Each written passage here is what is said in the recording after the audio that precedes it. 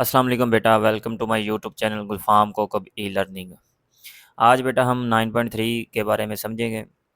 तो सबसे पहले हम इंट्रोडक्शन देखते हैं। Volume of similar solid. दो सॉलिड कब सिमिलर होंगी? जब उनकी शेप बेटा क्या हो, सेम हो, एक बात। और उनका साइज़ बेटा क्या होना चाहिए, डिफरेंट होना चाहिए। ये सिमिलरिटी की पहचान है। अब सबसे पहले इसका जो फार्मूला है, जो इसके अंदर एक थ्योरम यूज़ होता है कि अगर दो सॉलिड, जैसे कि हमारे पास एक सिलेंडर दिया गया है और एक ये सिलेंडर दिया गया है, इसका रेडियस दिया गया है और इसकी हाइट दी गई है, ठीक है। तो two solid are similar if length of corresponding side are proportional, ठीक है। तो हम कह सकते हैं कि अगर उनके दोनों रेडियस और उनकी हाइट के दरमियान रेशियो अगर इक्वल आ जाए, तो वो दोनों सॉलिड क्या होंगे, वो दोनों सिलेंडर क्या होंगे, आपस में सिमिलर होंगे। और इसके बाद लॉ है, वो ये कहता है कि अगर the ratio of volume of any two similar solid, हमारे पास सिमिलर सॉलिड हों, उनका वॉल्यूम के दरमियान जो रेशियो वो इक्वल आ जाए, cube of any two corresponding length of the solid, हमारे पास चाहे वो रेडियस आ जाए, चाहे हाइट आ जाए, चाहे लेंथ आ जाए, अगर उनका क्यूब लें, उनकी रेशियो लें, वो वॉल्यूम की रेशियो के इक्वल आ जाए। ये बात याद रखिएगा। और L1/L2 मैंने आपको बोला था, ये क्या है, एक स्केल फैक्टर होता है और के इक्वल होता है, ठीक है। तो यहाँ अगर यहाँ पे हम के पुट करते हैं तो ऊपर क्यूब है, तो के हमारे पास V1/V2 किसके इक्वल आ जाएगा, के क्यूब के इक्वल आ जाएगा, ठीक है। अब हम नेक्स्ट एग्जाम्पल नंबर 9 देखते हैं। एग्जाम्पल नंबर 9 में देखें, उसने बोला हुआ है कि V1 दिया हुआ है और V2 हमने फाइंड करना है, जबकि ये हमारे पास L1 दिया हुआ है। इसको R1 भी कह सकते हैं और L1 भी कह सकते हैं, कुछ भी नाम दे सकते हैं। और ये हमारे पास L2 दिया हुआ है। तो वॉल्यूम का फार्मूला लगाते हैं, V1/V2 L1/L2। V1 हमारे पास 200 है, V2 हमने फाइंड करना है, ठीक है। उसके बाद L1, जो L1 है वो हमारे पास 2.5 है और L2 हमारे पास 4 है। पॉइंट ख़त्म किया, नीचे ज़ीरो लग गया, ठीक है। ये देखिए ज़ीरो लग गया। अब हम इसको एक टेबल पर कट कर दिया, 5 5 25, 5 8 40 है, 5/8 आ गया, ठीक है। अब क्यूब जो होता है वो 5 का कितना होता है, 125, और 8 का क्यूब होता है 512। क्रॉस मल्टीप्लाई कर दो, 512 इधर जाके मल्टीप्लाई हो गया और 125 और V2 इसके साथ मल्टीप्लाई। अब 125 यहाँ पे मल्टीप्लाई हो रहा, नीचे जाके बटे के नीचे आ जाएगा, डिवाइड हो जाएगा। कैलकुलेटर के ऊपर सॉल्व करिएगा, 819 आ जाएगा आपके पास। नेक्स्ट हमारे पास एग्जांपल नंबर 9 का जो पार्ट 2 है, उसमें V1 हमने फाइंड करना है।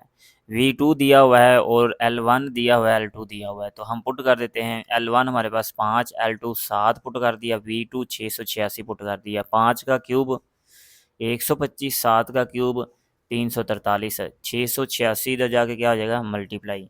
और कैलकुलेटर के ऊपर सॉल्व कीजिएगा तो आपके पास आंसर आ जाएगा 250 मीटर क्यूब। जो यहाँ पे यूनिट दिया गया होगा वही आपने लिखना है। सेंटीमीटर में दिया है सेंटीमीटर में लिख दीजिए, अगर मीटर में दिया है तो ये सेंटीमीटर में दिया है तो सेंटीमीटर यहाँ पे लिख दिए। नेक्स्ट हमारे पास एग्जांपल है, एग्जांपल नंबर 10। एग्जांपल नंबर 10 में उसने बोला है, a solid cone is cut into two pieces. ये एक सॉलिड कोन है, ठीक है, सी। इसको दो पीसेस में कट किया है, एक ए में और एक बी में। और इसकी जो एज है वो 6 सेंटीमीटर है और इसकी एज 4 सेंटीमीटर है। टोटल जो सी कोन है इसकी जो बन जाएगी, हम कह सकते हैं वो एल जो ए है और एल जो बी है, इन दोनों को सम करने से हमारे पास टोटल आएगी। टोटल जो सी की लेंथ बनेगी वो 10 बनेगी, 6 4 10। तो एल ए जो कोन ए है उसकी जो हमारे पास लेंथ है वो ए और बी की 4 है, और एल सी हमारे पास टोटल आ गया। उसने बोला है डायामीटर फाइंड करना है ए और सी के दरमियान। हम डी ए और डी सी, ये लेंथ है एक हिसाब से, डी ए और डी सी फाइंड करना है। मैंने आपको बोला था पीछे कि एक जो लेंथ होती है वो करस्पॉन्डिंग लेंथ की क्या होती है, जो पहला ला था, H1/H2 is equal to L1/L2 या H1/H2 is equal to R1/R2। तो इसका मतलब है एक लेंथ की रेशियो दूसरी लेंथ की रेशियो के इक्वल होगी। तो एल ए हमारे पास हमने डी ए और डी ए और सी के दरमियान हमने रेशियो फाइंड करनी है। तो ए और सी वाले ही हम कौन यूज़ करेंगे, एल ए और एल सी। एल ए की वैल्यू 6 है, एल सी की वैल्यू हमने 10 पुट कर दी, और डी ए हमने फाइंड करना है, डी और डी सी रेशो फाइंड करनी है। तो हमारे पास इसको किसी एक टेबल पे कट कर दिया, 2 तिया 6 2 5 10, तो सॉरी 2 तिया 6 2 5 10, 3/5 इसका हमारे पास रेशो का आंसर आ गया, D over D C. Next उसने बोला है कि area of the base of A और सी। एरिया हमने फाइंड करना है ए और सी के, ए हमने लिख दिया और ए सी। तो ए और सी वाली कौन यूज़ करके हमने स्केयर वाला फार्मूला लगा दिया, एल ए और एल सी, टू पर स्केयर, एरिया के लिए स्केयर, वॉल्यूम के लिए क्यूब। एल ए 6 है, एल सी हमारे पास 10 है, ठीक है। हमने फाइंड करना है ए और सी दोनों के दरमियान रेशो। तो दो इसको एक टेबल पे कट किया, 2 3 6 2 5 10, तो ये आ गया। उसके बाद 3 का स्केयर जो होता है वो 9 होता है, 5 का स्केयर 25। तो ए और ए सी के दरमियान हमारे पास रेशो आ गई। उसके बाद नेक्स्ट हमने वॉल्यूम फाइंड करना है ए और सी के दरमियान। वॉल्यूम वाला फार्मूला लगा देंगे क्यूब वाला, एल ए की वैल्यू 6 और 10 लिख दिया, एक टेबल पे कट किया, 3 5 आ गया, 3 का क्यूब 27, 5 का क्यूब 125, ठीक है। तो ये हमारे पास रेशो आ गई। नेक्स्ट ये मेन है, वो थोड़ा सा टफ भी है। इफ़ वॉल्यूम ऑफ कौन ए, टोटल यानी जो वॉल्यूम ऑफ ए, ये छोटी जो कौन दी गई है उसका वॉल्यूम उसने बता दिया है। Find the volume of B. ये हमने इतना जो ये वाली साइड है इसका हमने क्या करना है, ये जो इतनी सी फिगर है इसका हमने वॉल्यूम फाइंड करना है। हम क्या करेंगे, ए का वॉल्यूम उसने बता दिया, सी का फाइंड कर लेंगे, फिर सी को और ए को आपस में माइनस कर देंगे। तो नेक्स्ट हम देखते हैं।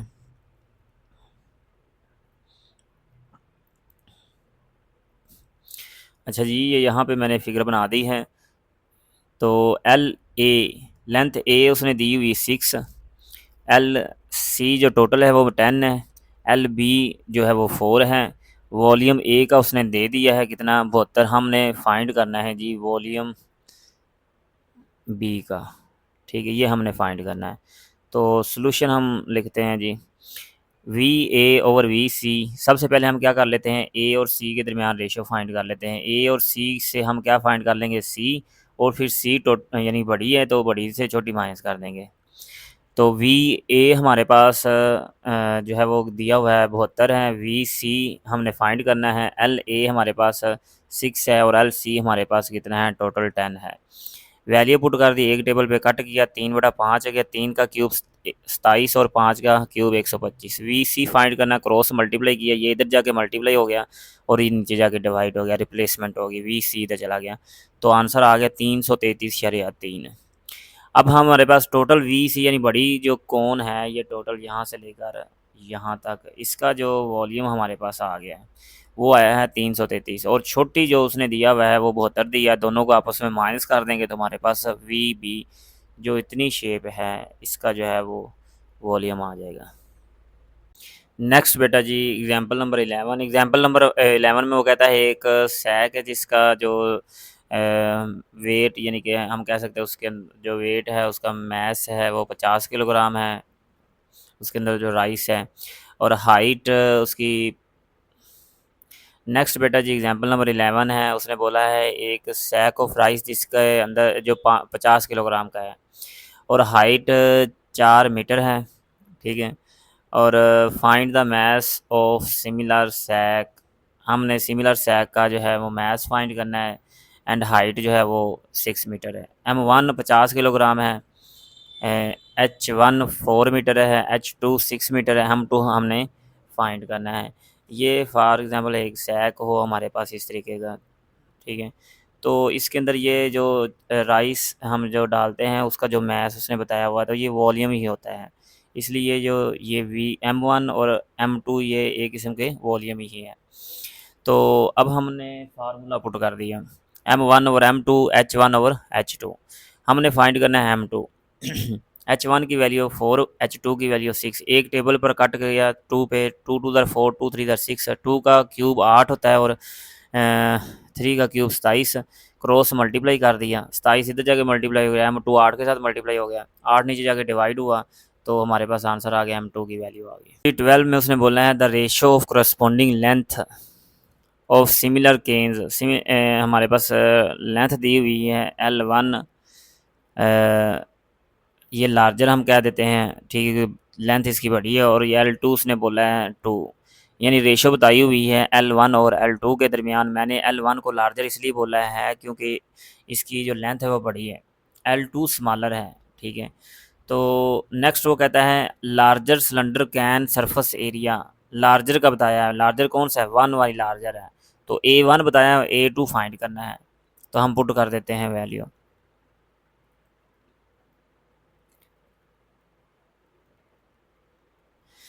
तो A1 और A2, L1 और L2। L1 की वैल्यू उसने बोली है, L1 और L2 की वैल्यू 3/2, जबकि A1 की वैल्यू उसने दी हुई है 67.5। पुट की, क्रॉस मल्टीप्लाई कर दिया, 3 का स्केयर 9, 2 का स्केयर 4, क्रॉस मल्टीप्लाई करने के बाद हमारे पास आंसर आ जाएगा, ठीक है। अब नेक्स्ट उसने बोला है कि हमने बताना है जी smaller cylinder can has volume. जो स्मॉलर है वो भी हमारे पास 2 वाली है, तो हम क्या लिखते हैं कि जी ये V2 बन जाएगा, जबकि find the volume of larger, V1 हमने फाइंड करना है। तो हम रेशो वाला फार्मूला लगाते हैं, V1/V2 L1/L2, ऊपर क्यूब लगा देते हैं। L1 की वैल्यू 3 है और L2 की वैल्यू 2 है, 3 का क्यूब 27 और 2 का क्यूब 8 होता है, तो क्रॉस मल्टीप्लाई कर दिया, हमारे पास V1 ये 132 ऊपर जाके मल्टीप्लाई हो जाएगा, जस्ट V1 की वैल्यू हमारे पास आ जाएगी। ये एग्जाम्पल को ध्यान से याद कर लीजिएगा, इसका तरीक़ाकार अपने जहन के अंदर रखिएगा, क्योंकि इसको हमने आगे क्वेश्चंस के अंदर यूज़ करना है। नेक्स्ट बेटा जी हमारे पास एक्सरसाइज 9.3 है। उसने बोला है 2 स्फेयर्स हैं जिसकी रेशो यानी उनकी रेडियस की रेशो दी हुई 3 और 4। R1/R2 बोल सकते हैं, L1/L2 जो मर्ज़ी कह सकते हैं, ठीक है। जिनकी रेशो 3/4 है, हमने वॉल्यूम फाइंड करना है, तो वॉल्यूम का फार्मूला लगाया L1/L2 ऊपर क्यूब। L1 हमारे पास 3 है और L2, इनकी जो रेशो है 3/4 है, पुट कर दिया हमने, तो 3 का क्यूब 27 और 4 का क्यूब 64, तो हमारे पास V1 और V2 की रेशो आ गई। नेक्स्ट बेटा क्वेश्चन नंबर 2 है। क्वेश्चन नंबर 2 में उसने वॉल्यूम की रेशो दी हुई है और हमने फाइंड करनी है साइड की रेशो। तो वॉल्यूम की रेशो हमने गिवन डेटा में लिख दी और हमने फाइंड करनी है L1/L2। फार्मूला लगाया, यहाँ से हमने L1/L2 फाइंड करना है, तो ये जो क्यूब है इसको ख़त्म करने के लिए क्यूब रूट लेंगे दोनों साइडों पे, तो यहाँ से ख़त्म हो जाएगा, यहाँ पे क्यूब रूट आ जाएगा। हम वैल्यू पुट कर देते हैं, V1 की वैल्यू 8 है और V2 की वैल्यू 27 है। तो 8 और 27 का जो क्यूब रूट होता है वो 2 और 3 होता है, क्योंकि ऐसे लिख लो 2 और 3, ठीक है। तो ये कट जाएगा, हमारे पास आंसर आ जाएगा 2/3, ये रेशो आ गई। नेक्स्ट बेटा जी हमारे पास क्वेश्चन नंबर 3 है। क्वेश्चन नंबर 3 में उसने बोला है दो रेडियस टू। नेक्स्ट बेटा जी क्वेश्चन नंबर 3 है। क्वेश्चन नंबर 3 में उसने बोला है टू राइट कोन्स है volume in the ratio. Volume दिए हुए हैं, what is the ratio of height. हमने हाइट की रेशो फाइंड करनी है H1/H2 और एरिया बताना है A1/A2। तो सबसे पहले V1/V2 लिख दिया हमने, H1/H2 फाइंड करना है। तो वॉल्यूम के लिहाज से जो रेशो होती है वो क्यूब वाली होती है, तो वैल्यू पुट हमने H1 और H2 की रेशो फाइंड करनी है, तो यहाँ से ये क्यूब ख़त्म होना चाहिए, तो क्यूब रूट ले लेंगे दोनों साइडों पे, इधर से ये कट जाएगा, बाकी इधर क्यूब रूट आ जाएगा। तो वैल्यू पुट कर दी, V1 की वैल्यू 64 है, V2 की वैल्यू 125 है। 64 का क्यूब जो होता है वो आप कैलकुलेटर पे देखिएगा तो 4 आएगा, 125 का 5 आएगा। अब हमने एरिया की रेशियो फाइंड करनी है, तो एरिया की जो रेशियो होती है वो साइड यानी कि हाइट या लेंथ या रेडियस के दरमियान जो रेशियो होती है उसके स्केयर के इक्वल होती है। तो हाइट H1 हमारे पास और H2 के दरमियान जो रेशियो 4/5 दी गई है, वैल्यू पुट की, 4 का स्केयर 16 और 5 का स्केयर 25। नेक्स्ट बेटा जी क्वेश्चन नंबर 4, मिसिंग हमने वैल्यू फाइंड करनी है, V1 यहाँ से फाइंड करना है, L1 उसने दिया हुआ है, L2 दिया हुआ है, तो V2 हमें दिया हुआ है। L1 गिवन है, L2 गिवन है, V2 गिवन है और V1 हमने फाइंड करना है। वॉल्यूम के लिहाज से क्यूब वाला हमने रेशो लगा दी, वैल्यू पुट कर दी, V2 की वैल्यू गिवन है वो पुट कर दी और L1 और L2 की वैल्यू गिवन है वो पुट कर दी। इसको एक टेबल पर कट किया, 4 के टेबल पर, 4 3 12 4 4 16, 3/4, ये 15 36 इधर जाके मल्टीप्लाई हो गया। कैलकुलेटर पे कैलकुलेट किया तो हमारे पास आंसर आया 648। उसके बाद नेक्स्ट क्वेश्चन नंबर जो 4 का पार्ट नंबर 2 है, उसने बोला है V1 फाइंड करना है, V2 दिया गया है, H1 दिया गया है और H2 दिया गया है। तो वॉल्यूम के लिहाज से हमने क्यूब वाली रेशो लगा दी और हमने वैल्यू पुट कर दी। H1 की जो वैल्यू है वो 2.5 है, H2 की वैल्यू 8.75 है और हमने V1 फाइंड करना है तो ये इधर जाके मल्टीप्लाई हो गया। तो कैलकुलेटर पे हमने इसको कैलकुलेट किया तो आंसर आ जाएगा V1 का 4 सेंटीमीटर का क्यूब। पार्ट नंबर 3 और पार्ट नंबर 4 सॉल्व करते हैं। V1 हमने फाइंड करना है, A1 और A2 दिया गया है, V2 हमने फाइंड करना है। तो वॉल्यूम और एरिया के दरमियान रेशो नहीं होती, इसलिए हम पहले L1 और L2 के दरमियान जो रेशो वो फाइंड कर लेंगे। A1 दिया गया है, A2 दिया गया है, V2 दिया गया है, V1 हमने फाइंड करना है। मैंने आपको बोला है V1 की और एरिया के साथ कोई रेशो नहीं है, इसलिए हम पहले L1 और L2 फाइंड कर लेंगे एरिया के लिहाज से। A1 और A2, L1 और L2 स्केयर एरिया के लिहाज से रेशो होती है। तो स्केयर को ख़त्म करने के लिए हम स्केयर रूट ले लेंगे, इधर से ख़त्म हो जाएगी, इधर स्केयर रूट आ जाएगा। L1 और L2 हमने फाइंड करना है, ठीक है। A1 की जो वैल्यू है वो 392 है और A2 की वैल्यू 162 है। इसको एक टेबल 2 के ऊपर कट किया तो हमारे पास 196/81 आ गया और इसका जो स्केयर रूट होता है वो 14/9 होता है। अब हमारे पास L1 ओवर L2 आ गए हैं, तो हम इसका अगर क्यूब लेंगे तो वॉल्यूम हमें पता चल जाएगा। तो L1 over L2, V1 over V2 हमने जो फाइंड करना है वो V1 फाइंड करना है। क्या फाइंड करना है? V1। V2 की वैल्यू 729, ये इधर जाके क्रॉस मल्टीप्लाई होके क्या हो जाएगा आंसर 2744 आएगा।